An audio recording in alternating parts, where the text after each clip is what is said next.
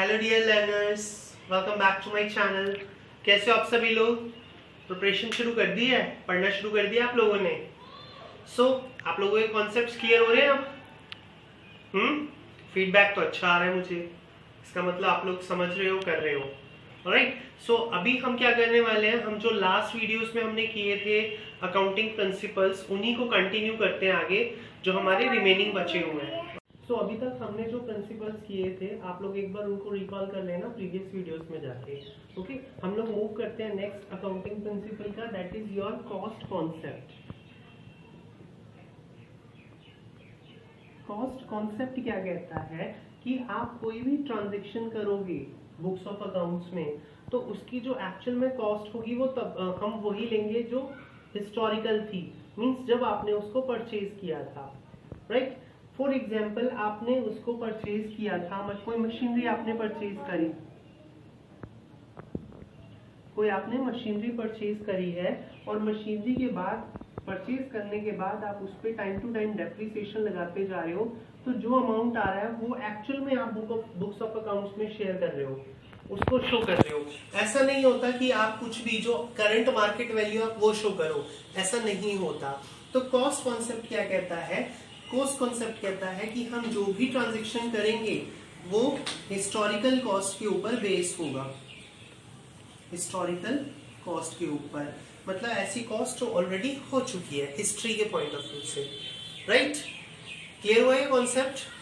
Next move to the another concept. अब है हमारा मैचिंग कॉन्सेप्ट। मैचिंग कॉन्सेप्ट, अब मैचिंग कॉन्सेप्ट क्या कहता है आपका कि हमें क्या करना है, मैच करना है। मैचिंग कॉन्सेप्ट नेम से ही पता लग रहा है हमें क्या करना है, हमें मैच करना है। अब मैच क्या करना है हमको? हमें करना है एक पर्टिकुलर पीरियड का क्या रिवेन्यू है, किसके कंपैरिजन में, उस पर्टिकुलर पीरियड के एक्सपेंसेस के कंपैरिजन में। इसका मतलब है हम सिर्फ उन्हीं चीजों को कंसीडर करते हैं, उसी रिवेन्यू को लेंगे, उस पर्टिकुलर पीरियड के रिवेन्यू को लेंगे जिससे हम मैच कर पाए उसके रेलेवेंट रिवेन्यू को। ठीक है, तो इसी से हम क्या निकालते हैं, प्रॉफिट या लॉस निकालते हैं। आप लोग जब भी ट्रेडिंग अकाउंट करोगे या प्रॉफिट एंड लॉस अकाउंट करोगे तो वो एक पर्टिकुलर पीरियड का होता है। राइट, जो पर्टिकुलर पीरियड होता है वो इसी मैचिंग कॉन्सेप्ट के ऊपर बेस्ड होता है कि हमने एक पर्टिकुलर पीरियड में कितने तो एक्सपेंसेस किए हैं और उसके कंपैरिजन में उस पर्टिकुलर पीरियड में हमें कितना रिवेन्यू हुआ है। ये हमारा मैचिंग कॉन्सेप्ट होता है। नेक्स्ट जो हमारा आता है वो आता है हमारा ड्यूल एस्पेक्ट और duality concept. Dual aspect concept क्या कहता है? नाम से पता लग रहा है कि दो एस्पेक्ट है, टू एस्पेक्ट्स। अब वो टू एस्पेक्ट्स कौन कौन सी है? देखो ये बेसिक है, आपको अच्छे से क्लियर करना है ये चीज। तो वो दो एस्पेक्ट्स कौन कौन सी होती है हमारी? एक है हमारी, कोई भी ट्रांजेक्शन करेंगे तो उसका एक साइड होता है हमारा डेबिट और दूसरा होता है हमारा क्रेडिट। मतलब अगर हम कोई भी ट्रांजैक्शन करते हैं तो उसका एक साइड तो होगा डेबिट और दूसरा साइड होगा क्रेडिट। ठीक है, तो ये हमारा ड्यूल एस्पेक्ट होता है।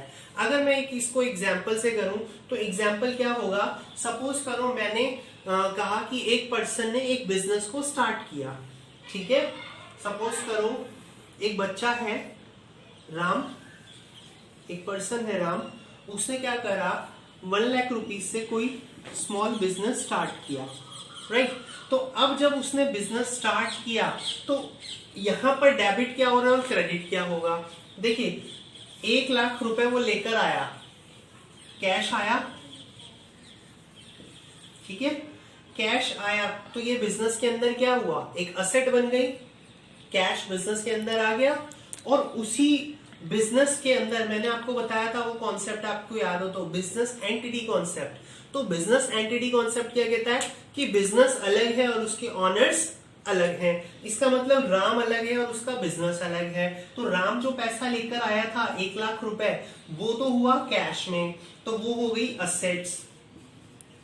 ठीक है, वो हुई असेट, और उसके कंपैरिजन में वो जो 1 लाख रुपए लेकर आया है ये हो गई बिजनेस की क्या हो गई, लायबिलिटी। बिजनेस की हो गई लायबिलिटी। इसका मतलब दो अकाउंट हमारे क्या हुए हमारे अकाउंट आमने सामने आ गए। ठीक है, एक साइड हमारी आ गई असेट और दूसरी हो गई हमारी लायबिलिटी। तो हमारी जो बैलेंस शीट बनती है वो होती है assets is equal to liability. Format में मैं आपको बाद में कराऊंगा, लेकिन असेट्स और लायबिलिटी होती है। अब देखिए असेट हमारी हो गई 1 लाख की, तो लायबिलिटी भी हो गई 1 लाख की। ये हमारी ड्यूल एस्पेक्ट कॉन्सेप्ट कहलाता है। ठीक है, ये मैंने लास्ट में इसलिए लिया क्योंकि हम जो नेक्स्ट टॉपिक करने वाले हैं वो कौन सा है हमारा, वो है हमारा अकाउंटिंग इक्वेशन। तो अकाउंटिंग इक्वेशन अगर आपको ये ड्यूल एस्पेक्ट कॉन्सेप्ट क्लियर हो गया तो हम अकाउंटिंग इक्वेशन को और भी अच्छे से क्लियर कर सकते हैं। ठीक है, तो इसमें अगर आपको कोई डाउट होता है तो आप मुझे कमेंट करके पूछ सकते हैं। ऑलराइट, सो डियर लर्नर्स, अगर आपको मेरा ये एफर्ट पसंद आ रहा है तो प्लीज लाइक द वीडियो, मुझे कमेंट करके बताएं आपको ये वीडियो कैसी लग रही है।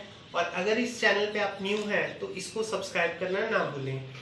ऑलराइट, अगर कोई भी प्रॉब्लम आती है किसी भी तरह की किसी कॉन्सेप्ट को लेकर तो आप प्लीज कमेंट करिए।